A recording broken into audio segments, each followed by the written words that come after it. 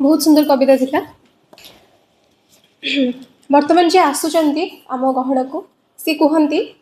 दुख जदि दबु ता संगे सुख टिके दबु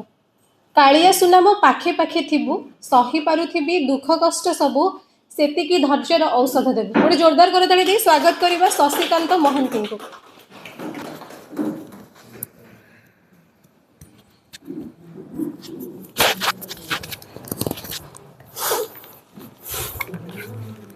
जय जगन्नाथ। कविता एक एमती शब्द जे कि दुख कालिया प्रेम दुख धोकार सबुथ को आम सबू शब्द को आम वर्णना कर मु प्रथम थर ए मंच आसी तेणु मो देह मनरे डर भी अच्छी से मत थर थर टे लगुच कहीं मुझे सामना भी करनी सब कागज डायरी लेखा रखी थाए। फास्ट टाइम जो शुभ संध्या दीदी अच्छा माध्यम मुझे पहुँची पार्टी आ विश्व भाई को बहुत बहुत धन्यवाद। कविता शीर्षक हूँ चका डोलिया। आहे जगा तुमे चका डोलिया तुम देह मुह रंग कालिया से रंगरे आजी सारा जगत भिजे भक्ति सह मुक्तर हस्त खिली खिली हस नाली अधरे मोहि निये शून्य मुक्ति पथरे गोड़ हाथ नाही लोके कुहंती भक्ति सह भक्त नाची उठंती रत्न सिंहासने दुनिया देख आनंद बजारे अभड़ा चाख अभावी संसारे भावर प्रतीक तुमे एकामर शुभ चिंतक नीति सकाळु उठी मु तुम पाखे मोर हाथ को जोड़ी छपन पौटी नहेले नाही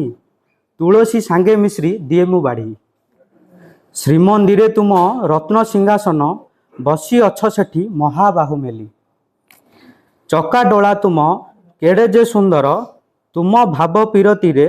बुड़ी मु गली तुमर निघाजे तुलसी अटे तुमर निघाजे तुलसी अटे तुलसी माଳରେ श्रीहरि बसंती धूप चंदन रे तुमरी मन छप्पन भोगरे लोभजे रखती भावर ठाकुर अटजे तुमे अभावी संसारे मु निमित्त मात्र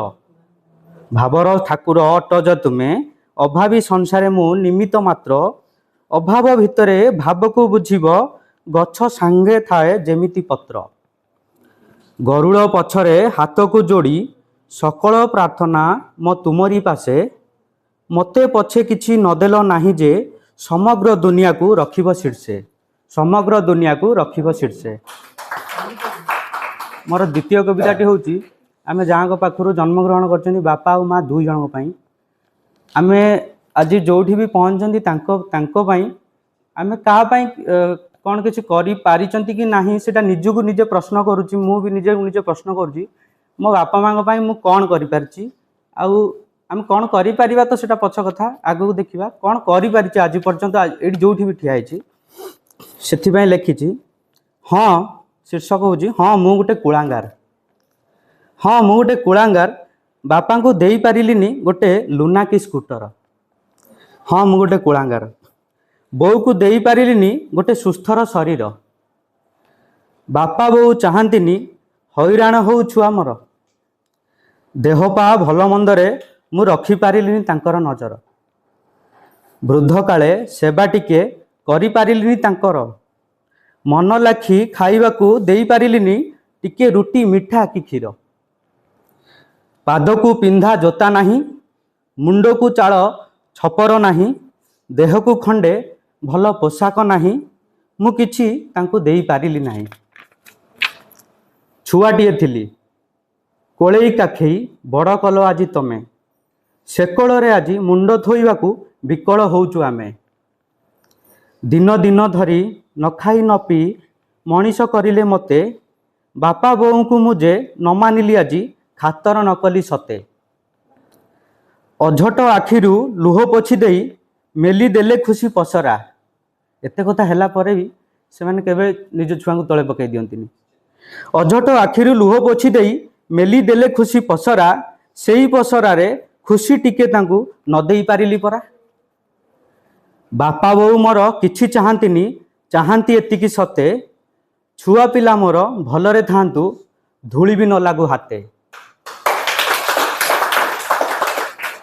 निजकु धिकार करूअछि मुझे प्रभु, निजकु धिकार करूअछि मुझे प्रभु, मते उचित शिक्षाटे देव। जियंता दियंकु पूजा न करिली, पथरे पूजी मु पाइबी कि आउ लाभ, पथर पूजी मु पाइबी कि आउ लाभ। जय जगन्नाथ।